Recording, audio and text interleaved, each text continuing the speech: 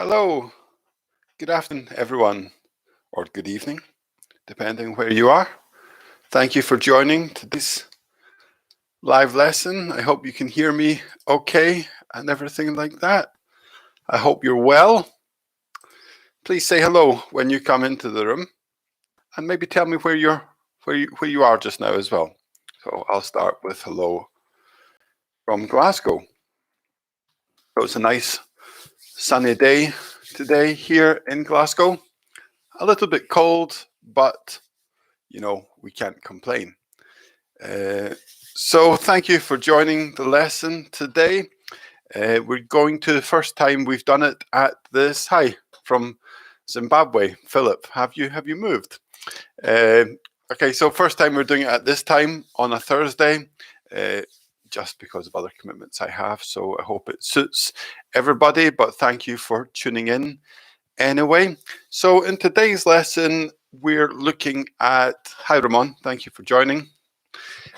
And so today we're going to look at phrasal verbs, and they are phrasal verbs which are related to the topic of memory. Rafaela, hello, thank you for joining us. And I know that Philip's from Zimbabwe. Anybody else? Philip, hello from Brazil. Oh, good. I believe you that you're from Brazil, Philip, but I know that Philip is actually in Glasgow like me, so... also from Brazil, 2 Brazilians. That's fantastic. Thank you for joining us. So as I was saying, today we're looking at phrasal verbs related to... Hello from Galway. Oh, okay, good.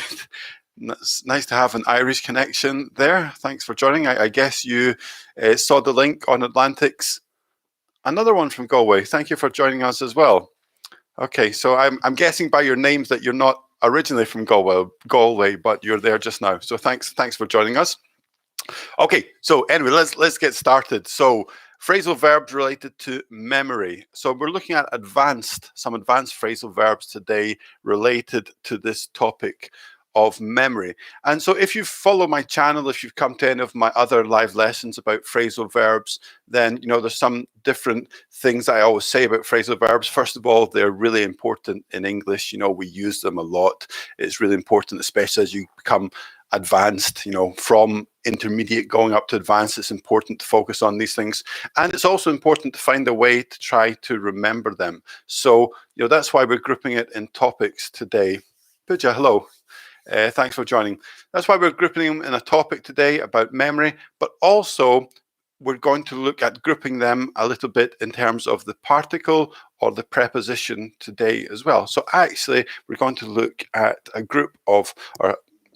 few phrasal verbs with the particle back, and then a few with up, and then a few with out and behind as well. So we've got 8 phrasal verbs we're going to look at today, but the particle gives a general meaning, which will help us understand the phrasal verb, and it will help us remember it, and then hopefully we can use them in the future, okay? So I know that some of you are new to the live lessons today, so I tried to make it as interactive as possible, so I'm going to give you some examples in the live chat later on, so please feel free to give your answers to those, okay? Before we start looking at examples, I'm going to talk about these prepositions or particles and the meaning of them, okay? So like I said, we're going to look at back, up, and then out and behind together as well. So the meanings that we're going to look at with these kind of general grouped meaning is phrasal verbs with back, meaning that something is returning. Obviously, we're talking about memories here, so that's the kind of general meaning of it, okay? With back, we're going to look at phrasal verbs with up as well related to memory. So the general meaning for these ones is that something is foremost in our mind or is at the front of your mind. So it's it's the important thing. It's at the front of your mind to remember that. And then out and behind, we're looking at the general meaning of these with verbs when we don't want to remember. So you want to get rid of the memory, or you want to, not access it. So they're just general meanings to bear in mind during the lesson. In all of the examples, I'm going to give you the preposition because I'm grouping them in that way, and you have to tell me what the verb is. So some of the verbs are everyday verbs, if you want to think about it like that, but some of them are more difficult as well. So we're looking at it from an advanced point of view. Okay, so anyway, I think I've been talking enough rubbish for now. So let's get started with our first phrasal verb. So this is a phrasal verb with back and with the general meaning that a memory returns. So I'm going to put the example in the live chat, and I'll give you an example. I'll give you a definition in brackets as well, and then the verb is missing. So what I want you to do is try to think of what the verb could be. Okay, so let's go with this first one.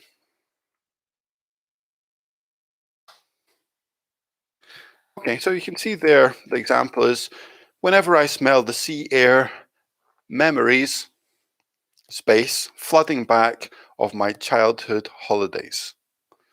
So the meaning here is that you suddenly remember a lot of things about the past very clearly. So if we think about this example, when you were a child, you used to go on holiday a lot by the seaside. Hi, Tussy, thanks for joining us. You used to go to the seaside a lot, and when you're an adult, you take a walk by the seaside. Maybe if you're in Galway, you've got nice seaside there. We've already got back in this sentence, Pooja, so it has to be a verb in this case. Each one is a verb that we're looking for, okay? So you take a walk down the Galway promenade or somewhere like that, and you smell the sea air, and all of these memories from your childhood start something back very quickly, okay? This is an everyday verb in this one, so it's not, very complicated one. Thussy, thank you for the answer. Anybody else? Feel free to type an answer in there. Excuse me.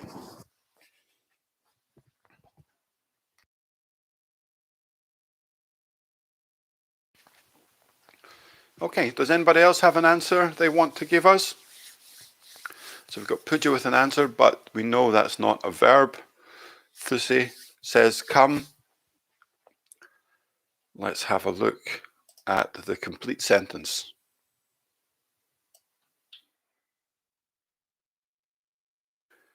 Okay, so the complete sentence is, whenever I smell the sea air, memories come flooding back of my childhood holidays. Rafaela, come. Yes, good, thank you. So I think, this is, obviously we've got the phrasal verb here, come back, but actually I would learn this like a collocation, yeah? So memories or something comes flooding back, because it's not quite a set phrase, but it is a very strong collocation. So if we try to remember that together, something comes flooding back in the meaning that you suddenly remember a lot of things about the past very clearly. So in that situation, okay?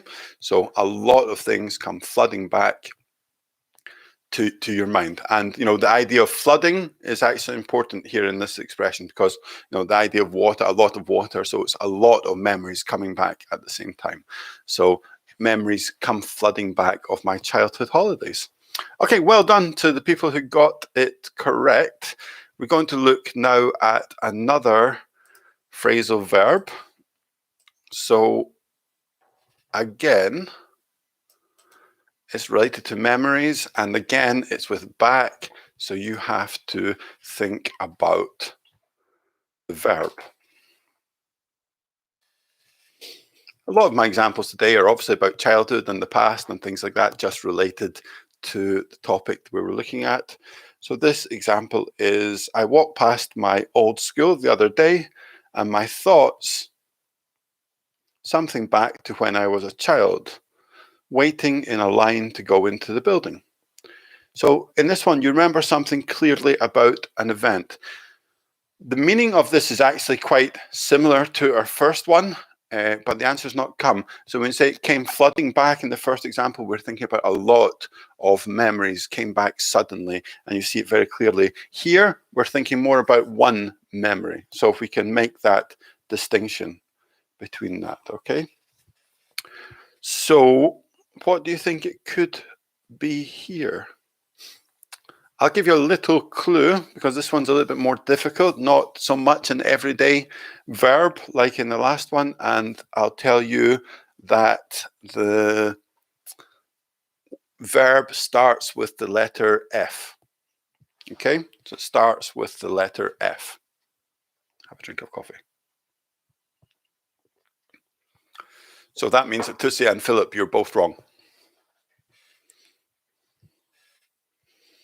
Brought, you can say, you know, it brought back memories of when I was a child, Philip, but it doesn't work. Fly, Monica, so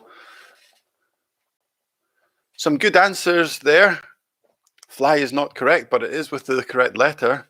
Crawled. Okay, Philip, no, I'm just going to ignore that one.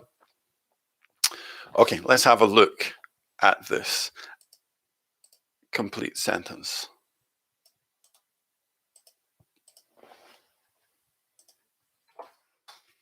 Okay, so I walked past my old school the other day and my thoughts flashed back to when I was a child waiting in line to go into the building. So flashback is, we've got some more answers coming in there, a little bit of a delay, but the answers flashed back. So my thoughts flashed back. It's like you get like in the first example as well, you get a sudden memory, but instead of it flooding back, it came flooding back, lots of different memories. In this case, we're just thinking about, you know, that one occasion or that one event. So you remember something clearly about an event rather than a lot of memories, like in our first one. Something that's interesting to remember as well about this one is that very often we use this as a noun. You know, sometimes you can use phrasal verbs as noun as well. So you've heard a flashback, so that's related to this phrasal verb as well. So if we change this sentence, we could say, I walked past my old school the other day and had a flashback. Let's use the verb have, had a flashback to when I was a child. Something like that would work as well. And, you know, it's quite a common use of that to use it as a noun rather than a verb. I'm sure you've heard that. Okay. Let's have a look at our last one with back.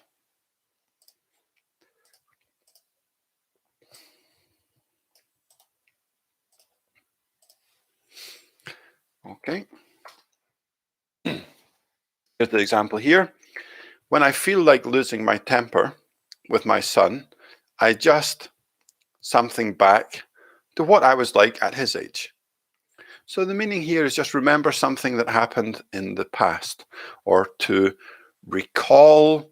We can also say, you know, to cast your mind back. So the situation, you know, your son is misbehaving and, you know, you want to get angry, you want to lose your temper, but then you something back to what you were like at that age and you think, oh, well, you know, he's just a child, something like that. Okay, this is an everyday verb here, actually. So I think we could be able to guess what this might be. Move back. No, unfortunately, that doesn't work, Philip. Let's see what other ideas people have. I just look back to what I was like at his age. That wasn't what I was thinking about, Philippe, but does that work? Again, bring doesn't work. We can talk about something bringing back memories, but it doesn't quite work in this one. I'm just thinking about look. I look back to what I was like. His look works, actually, Philip. I'll accept that. It's not the example that I'm thinking about here with the exact meaning of recall or to cast your mind back. Okay, so, and took doesn't work. We need the infinitive of the verb here as well in this example. So let's have a look at the answer. Nobody's got the right answer or the answer I was thinking about yet, even though I'll accept Philippe's. So what we have here is when I feel like losing my temper with my son, I just think back. I just think back to what I was like at his age. Run back, that doesn't work, unfortunately. Tainara as well. But thank you for contributing. So I just think back, I recall, remember something that happened in the past. Another really nice expression like this, I've used it a couple of times already, is to cast your mind back, yeah, with a similar meaning. Cast your mind back. That's not one of the examples we're looking at today, but that's a little bonus one for you. Okay, so we've got these three phrasal verbs here with back. So we've got come flooding back, flashback, and think back. So all of these are thinking about, a returning memory, something that happened in the past, and we're bringing forward at that point. So if something comes flooding back, it means that all of the memories, a lot of memories are coming back at the same time related to something. If your mind flashes back, or if you have a flashback to something, then it's a similar meaning because it's quite sudden, but we're thinking about one episode, one event, something like that in that case, okay? And with think back, it just means recall or cast your mind back, like I said already. Okay, so before we move on to the next phrasal verbs, which are going to be with up, then please like this video. If you feel like you're getting some benefit from it, that's much appreciated. Also consider subscribing to my channel. I have 2 or 3 lessons every week, depending on what's happening. You can follow me on social media. I have a Facebook group called Learn English with Alex, which I advertise when everything's happening and things like that. So feel free to do that. Okay, enough advertising of me. So let's talk about phrasal verbs related to memory with up. So in this case, it means that it's at the front of our minds. Okay, it's at the front of our minds, or it comes to the front of our minds. So let's have a look at the first example. With up, again, I'm giving you the preposition, and you have to try to think of the verb. Okay, so the photo I saw of me as a child, something up so many memories of that time. With the meaning here of make an image appear in our minds. So, if you can imagine, you see a photo and this creates or makes all of these different images come into your mind of what your life was like at that time. So this verb here collocates strongly with memories and especially images. Okay, so this one is something creates or makes this image of something from the past in your mind. So it's quite a specific. Oh, hi Mika, thanks for joining. It's quite a specific verb in this case because it's got the meaning of it makes you think of this image. It puts this image into your mind. And I'll give you a little clue in that I'm going to give you the first 3 letters, okay? I'll be generous this time. So it's C-O-N. And then we have another few letters after this, okay? So it's like that.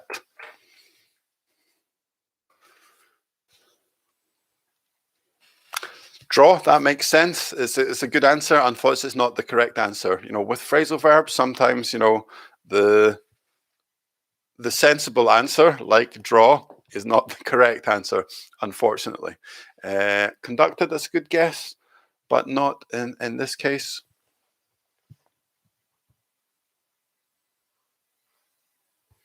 Okay.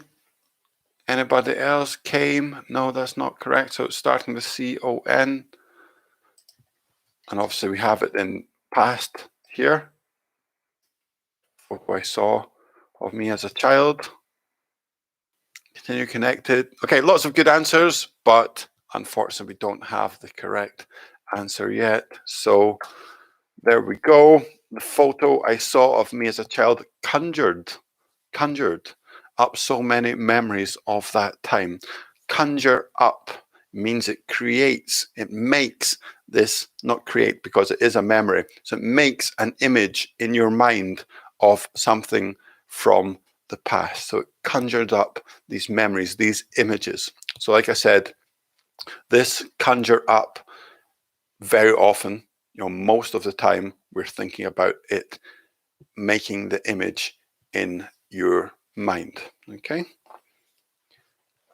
If you'd like to practice some of these phrasal verbs, once we've finished the lesson today, then I'll put, this video will go straight onto my YouTube channel, and in the comments you can write some example sentences and I'll correct them for you to let you know if you're using the phrasal verbs correctly or not. Then feel free to do that, because it's easy to listen to my explanations and think you understand all of the different meanings of it, but it's only really in practicing that we know that for sure. Okay.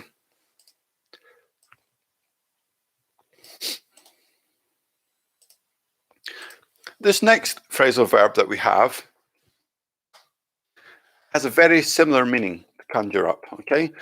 But not with images, okay? So remember I was saying that conjure up, we're thinking about pictures or images in our brains, but in this case, we're just thinking about memories. So even though it's very similar, it doesn't necessarily have that idea of images, okay? But the verb is not conjure as well. It is something else. So the example we have here is the smell of someone smoking a pipe, something up memories of my grandfather who used to smoke one all day. So it makes you remember something or think about something. So it brings back the memory. You can think about it like that.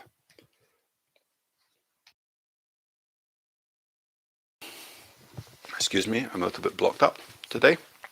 Nothing serious, I hope. So we could say brings back, because we don't need this in the past, Philip, but it doesn't work here because we've got up. Can't really say it brings up memories. It brings back memories. Okay, so the answer we have here actually starts with the letter S,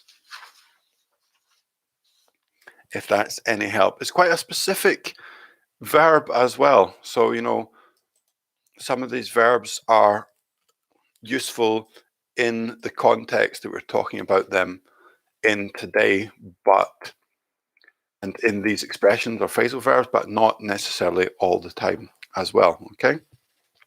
Something to remember. Does anybody else want to give it a go? No, not start, not streams. It's SU.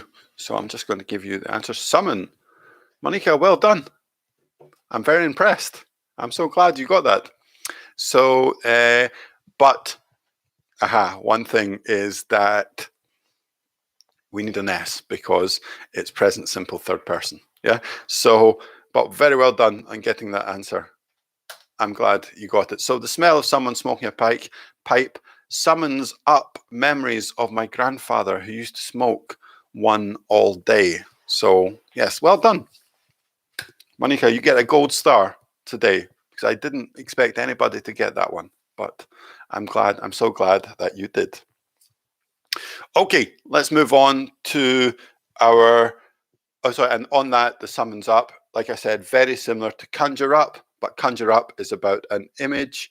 Summon is like, to say summon is like when you summon someone, it's like you ask them to come to you in that meaning, like it's quite an old-fashioned word, I have to say. It's like the king summons somebody, so they have to come and speak to him. Yeah, so it's quite an old-fashioned, quite a formal word, but not in this meaning. So not in this context. We can use it every day in this phrasal verb, But summon means ask somebody to come and see you.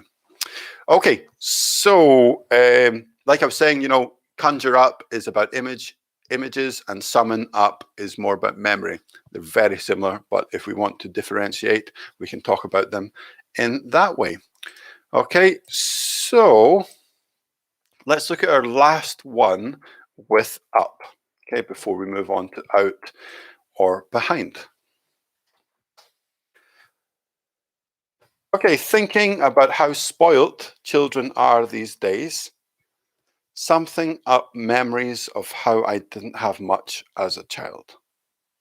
Okay, so again, similar meaning because we've got this preposition, this particle of up, and it makes you remember something from the past, but usually something that makes you sad. So we have this slightly negative connotation in this one.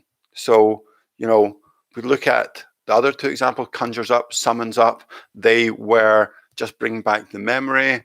It doesn't really have a positive or negative connotation, but in this one, it is definitely something a little bit negative. Okay, again, not really an everyday verb here. I've gone for some more advanced ones in today's lesson. And yes, the important thing here is to focus on the fact that it could be, it brings back a memory of something that you would rather forget, something that you don't want to focus on. And the verb here starts with the letter S.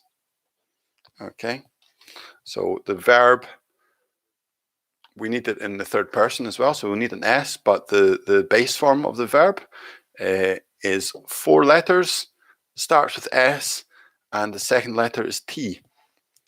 And that's all the help I'm going to give you. So we'll see if we can get any answers with that. So ST, 2 other letters, plus a third person S.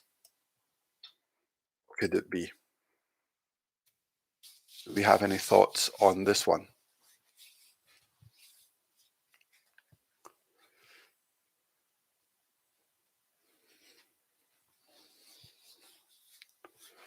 No, it doesn't look like we've got any answers coming.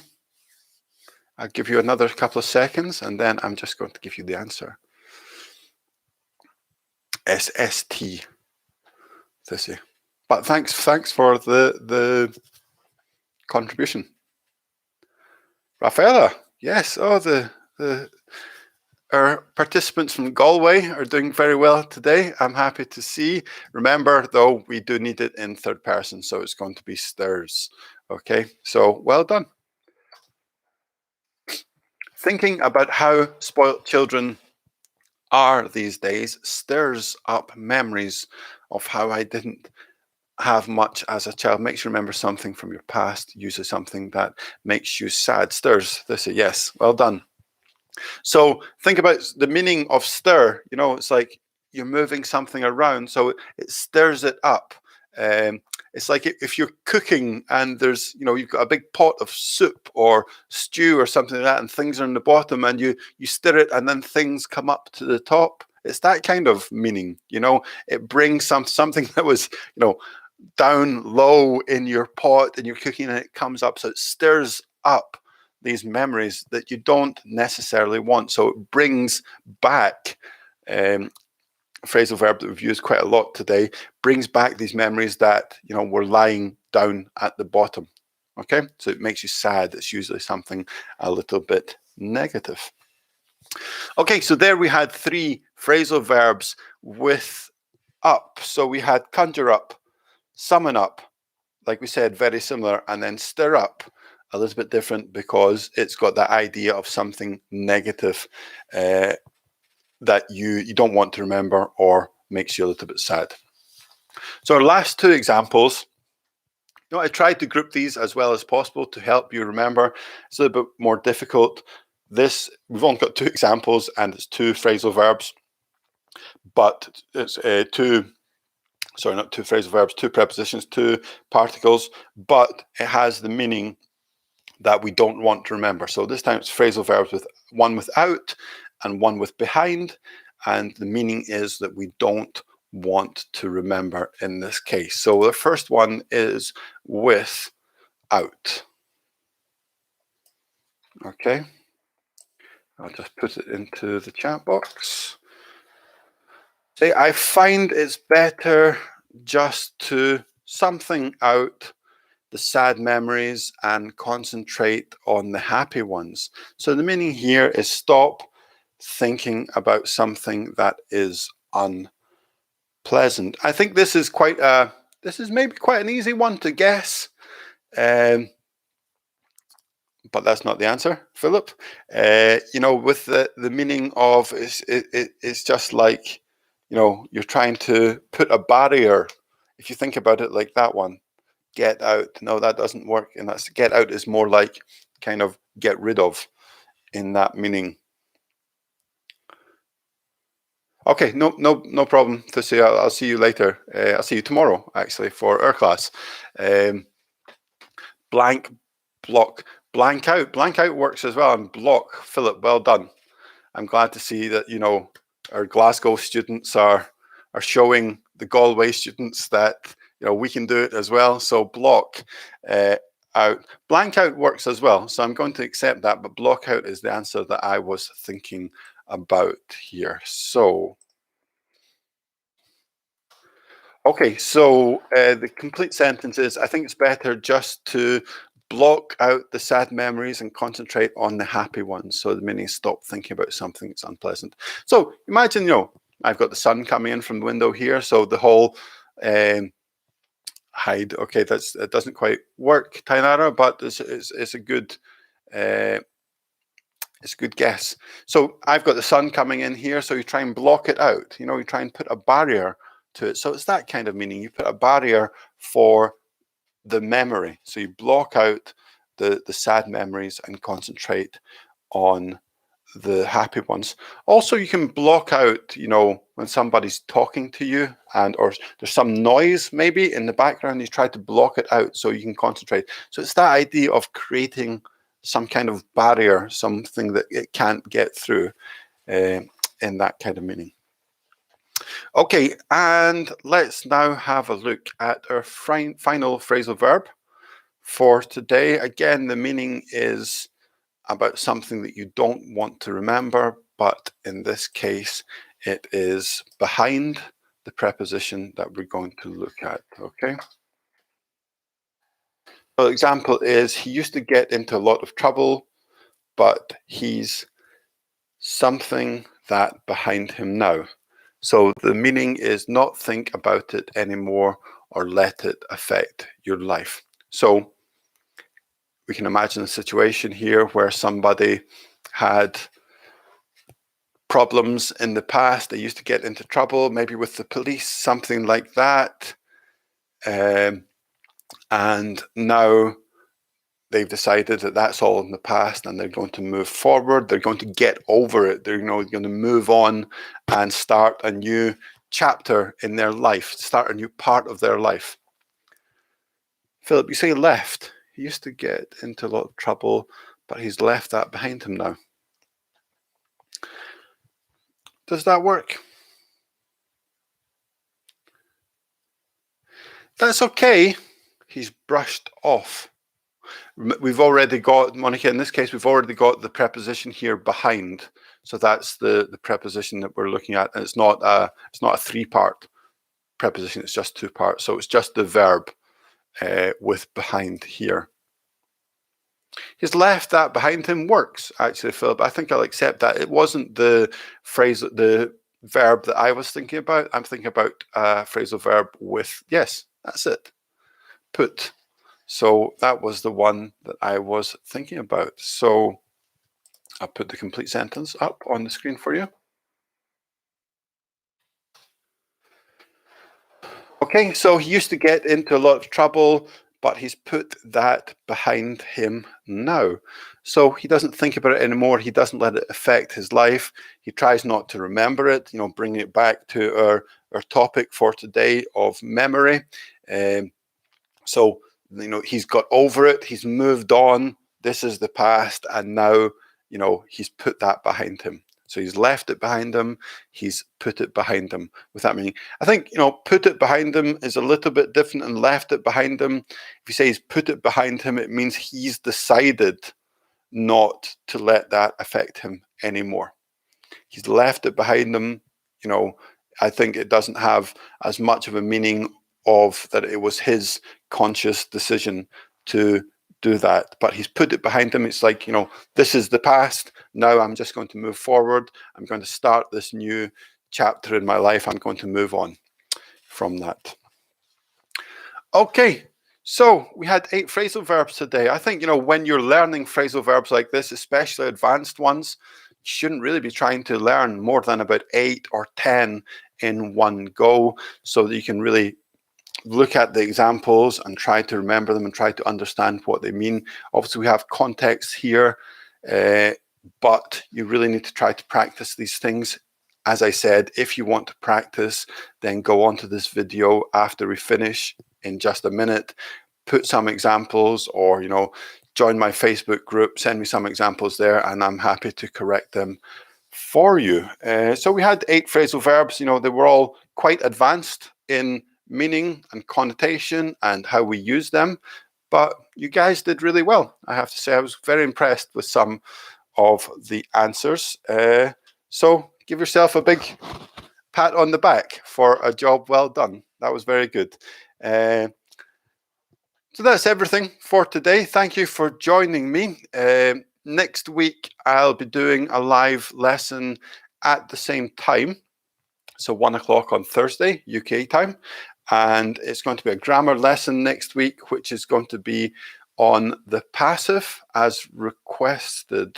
Raphael, I do have Instagram. Yes, you can find me on there. If you go on to one of my videos on YouTube, you'll find links to everything there, and I'll add it to the description of this video as well. Philip, stop. Okay, that's not even funny.